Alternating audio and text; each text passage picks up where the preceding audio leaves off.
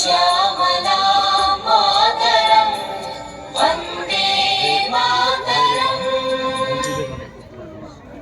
वन्दे मातरं सुजलं सुफलं मलयज शीतलं शस्यश्यामलं मातरं वन्दे मातरं शुभ्रज्योत्स्ना पुलकितयामिनीं फुल्लकुसुमित द्रुमदलशोभिनीं सुहासिनीं सुमधुरभाषिणीं सुखदां वरदां मातरं वन्दे मातरम् सप्तकोटिकण्ठकलकलनिनादे करले द्विसप्तकटिभुजै धृतखरकरबले অবলা কেন মায়াতু বলে বহুবলধারিণী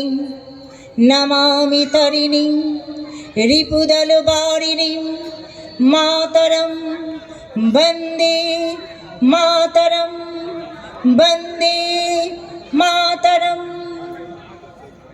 তুমি বিদ্যা, তুমি ধর্ম, তুমি হৃদে, তুমি মর্ম, তং হি প্রাণ শরীরে বাহুতে তুমি মা শক্তি, হৃদয়ে তুমি মা ভক্তি। তোমারে প্রতিমা গড়ি মন্দিরে মন্দিরে।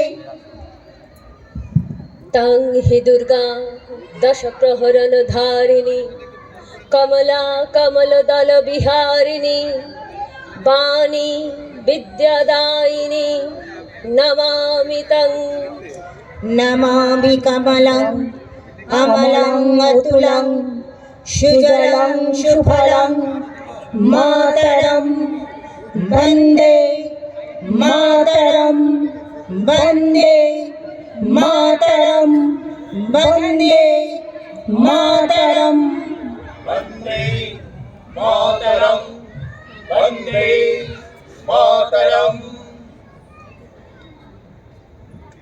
বাবা বলেছিলেন 1947 সালের 15ই আগস্ট ভারত স্বাধীন হলো, আর আমরা আমাদের দেশ হারালাম।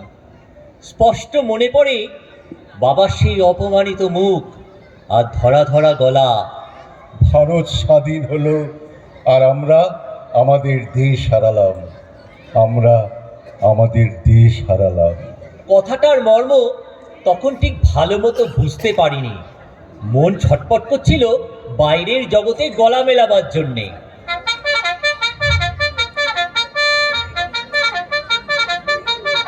প্রভাত ফেরিতে বাজছিল বিউগাল।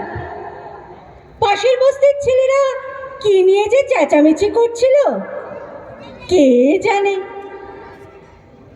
মহাত্মা গান্ধী এই শহরেরই কোথাও খাটিয়ায় শুয়ে আছেন। কে যেন বলছিল তিনি কাঁদছেন খুব। আমার মাও কাঁদতে কাঁদতে বললেন, চাঁপা ফুল গাছটা আমি নিজের হাতে লাগিয়েছি।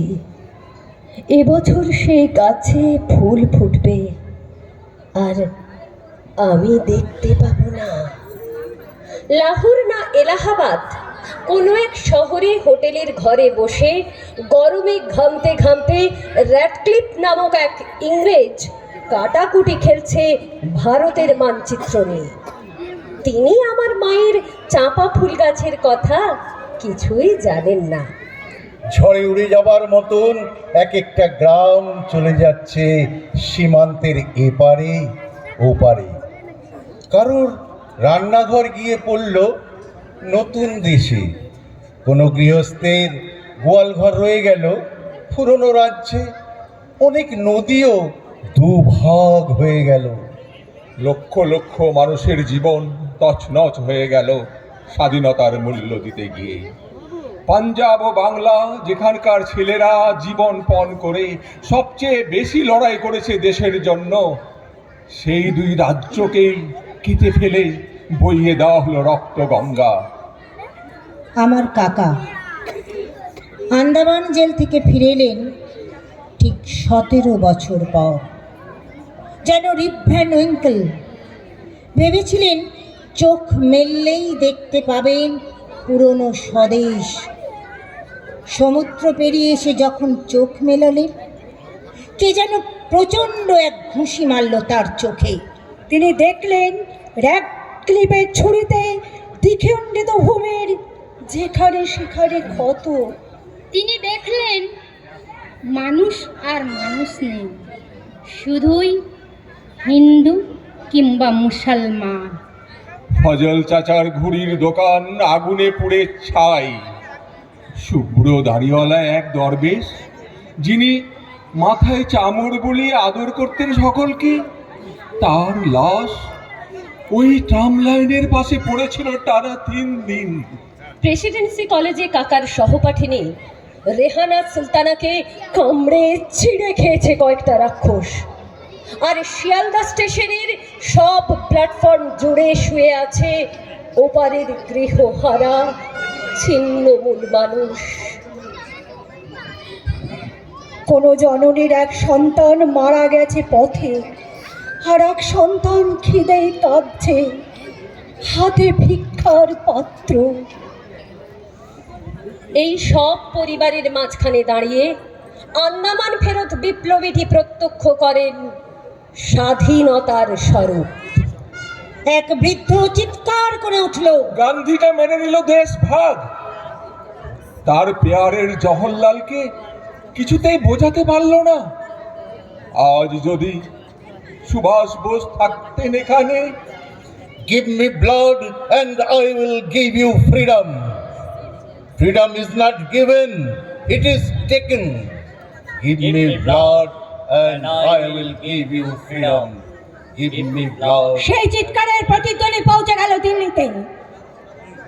এক মহারাষ্ট্রীয় যুবকের হাতে প্রার্থনা সভায় খুন হলেন গান্ধীজি।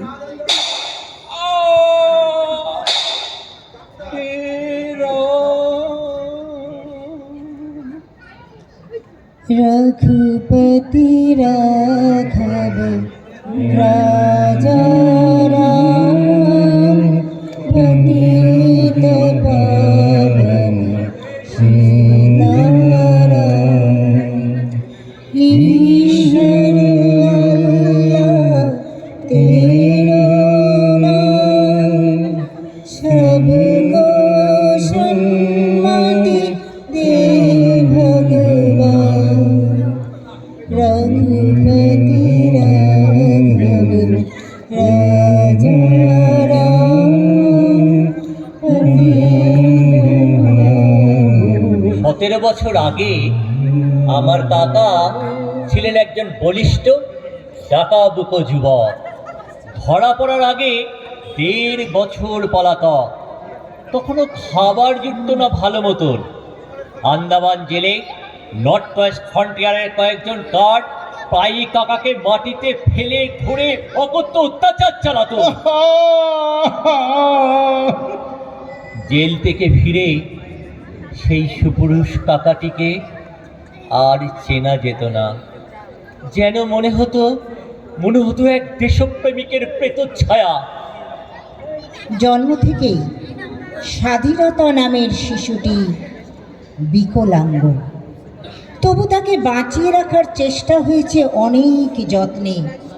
তার গায়ে বারে বারে বদলে বদলে যে জামাটি পরানো হয়েছে, তার নাম গণতন্ত্র।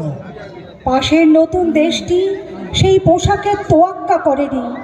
বারবার খুনোখুনি ও সামরিক শাসনে রক্তাক্ত পরিত্যক্ত হয়েছে। তারপর এক সময় তো ভেঙে 2 টুকরোই হয়ে গেল। আমাদের দেশটা কিন্তু ভাঙল না, যদিও পাহাড় এবং সীমান্তে মাঝে মাঝে বন্দুক গর্জায়।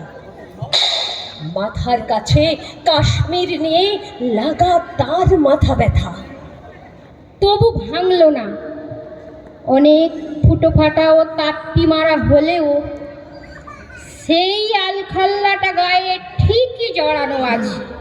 মৃত্যুর আগে বাবা বলেছিল কাতর ভাবে, আমি বাড়ি যাব, আমাকে একবার বাড়িতে নিয়ে চল, আমাকে একবার বাড়িতে নিয়ে চল।